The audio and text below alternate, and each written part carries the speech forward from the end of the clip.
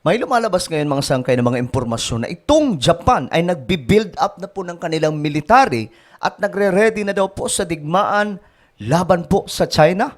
Naku po, kabahan na po ang mga Chino dito.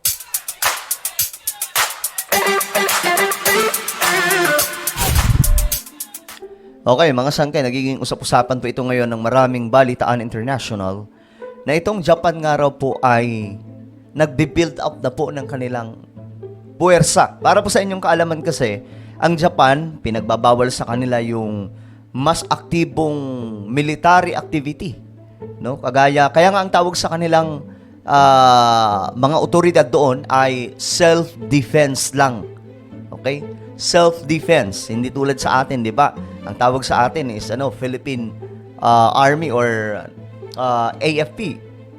Yun po yung tawag sa atin, Armed Forces of the Philippines.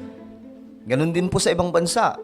Pero sa Japan, ang tawag po self-defense kasi nga po, yun po yung, kumbaga, after ng World War II, natalo sila mga sangkay. Isa po sila sa naging pasimuno sa digmaan, yun po yung pinakaano sa kanila. Paano ba tawag dun? Parang parusa sa kanila ba? O yan po yung naging ano sa kanila, sanction ng world leaders. Na kayo, dahil kayo ay nagdala ng digmaan ng World War II, bawal na kayong mag-build up ng inyong military.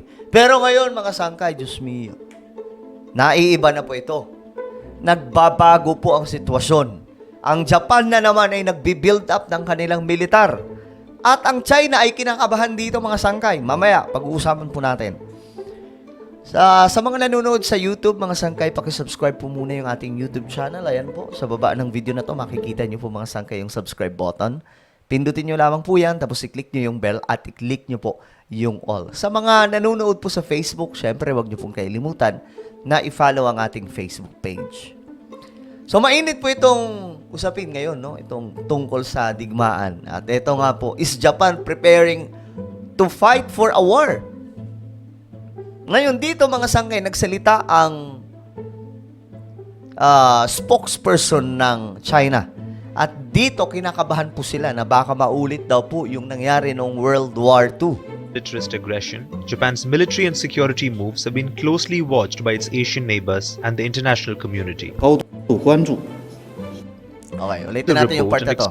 Deployed only by 2035. So there are still 11 years to go. Yet China is already worried. China ay nag-aalala na, mga sangkay. 中方注意到有关报道， China noted the report and expressed serious concerns over this. Given Japan's history of militarist aggression, Di ba? Alam naman natin kung ano ang kanilang kasaysayan pagdating po sa militar. Yung nangyari mga sangkay na invasion na ginawa nila. Japan's military and security moves have been closely watched by its Asian neighbors and the international community. 高度关注。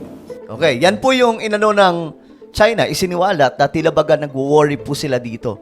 Ngayon, itong Japan, ayon po sa report, ito. Marami pong gumawa ng na to.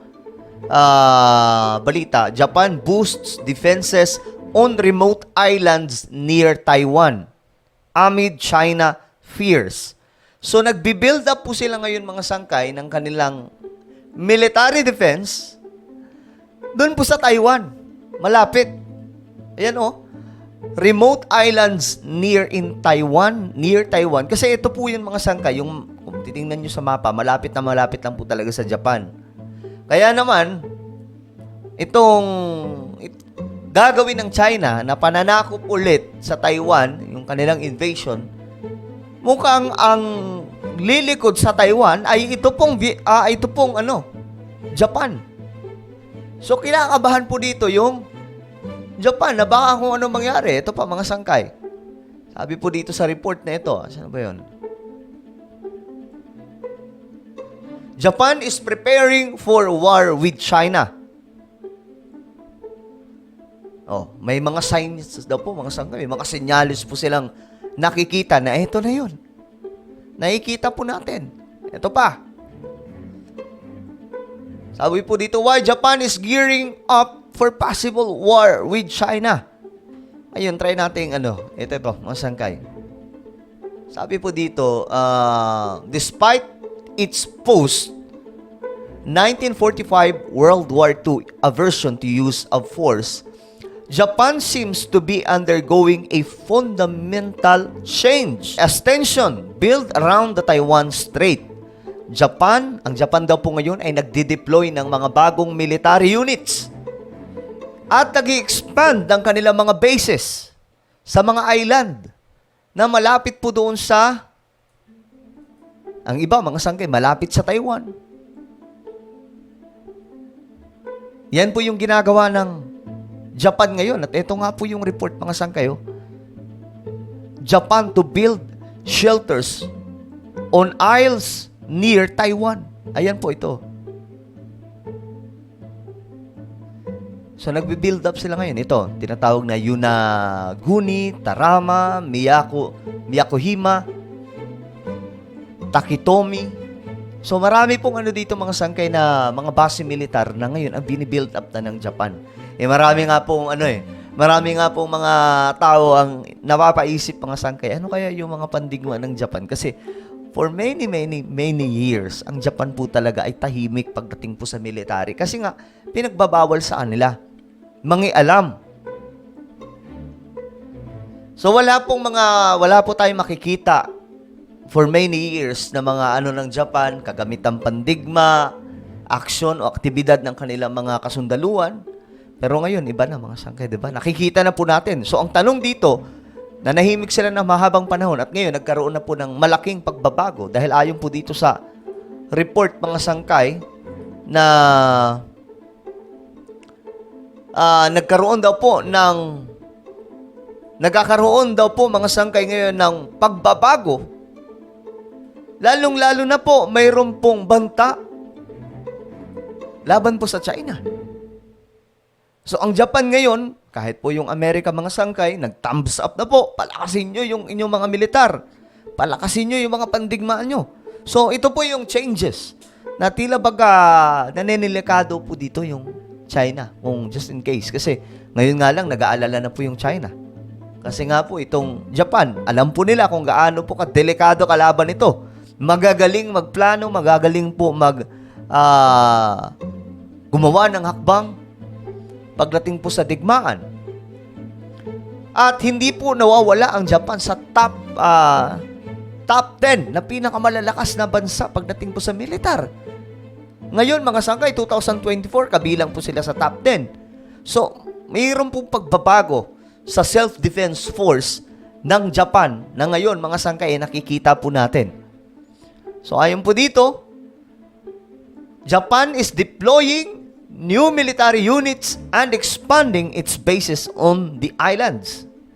Itong month lamang po, a new unit consisting of about 50 personnel became operational at a ground self-defense force based on Yonaguni.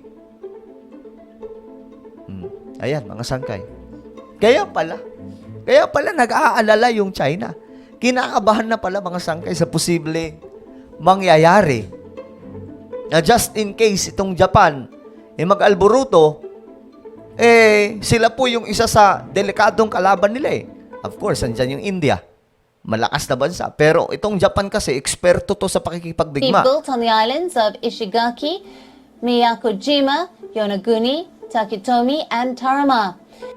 Now, the shelters will have reinforced Yan, mga walls sangkay. Yan po yung military build-up ngayon ng Japan. that can protect against high-intensity bomb attacks, as per claims. Now, these shelters will have enough food and water to sustain for 2 weeks, and they will have electricity and communications equipment. Each evacuee will have about 2 square meters of space. The exterior walls will be made of more than 30 centimeters of reinforced concrete. So, sa madaling sabi mga sangkay, kung itutuloy ng China ang pananakop nila sa Taiwan, tagilid sila dito. May ihirapan sila kung andyan po yung Japan.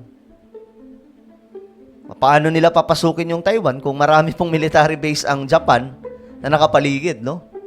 So ngayon, mga sangkay, ano po ang inyong opinion dito sa tingin nyo? Ano ba ang inyong nakikita sa military build-up ngayon ng Japan? Totoo kaya Ang sinasabi ng mga analyst na itong Japan ay nagre-ready na sa digmaan laban po sa China. At kung totoo man yan, mga sangkay, sa tingin nyo, kakayanin ba ng Japan ang China o kakayanin ng China ang Japan? Kabila ang tanong, mga sangkay. I-comment nyo sa ibaba yung mga opinion. Meron po akong isang Facebook group para lamang po sa mga solid sangkay, okay? Ukbong solid sangkay. So kung ikaw ay kabilang talaga sa solid, no? Hanapin nyo po ito, mag-join group kayo sa Facebook. Mag-join group kayo, tapos make sure nyo lang na masasagutan nyo yung tanong kasi di kayo makakapasok dyan kapag may mali kayong sagot sa dalawang tanong. So, ayun mga sangkay, ako na po ay magpapaalam, mag-iingat po ang lahat. God bless everyone.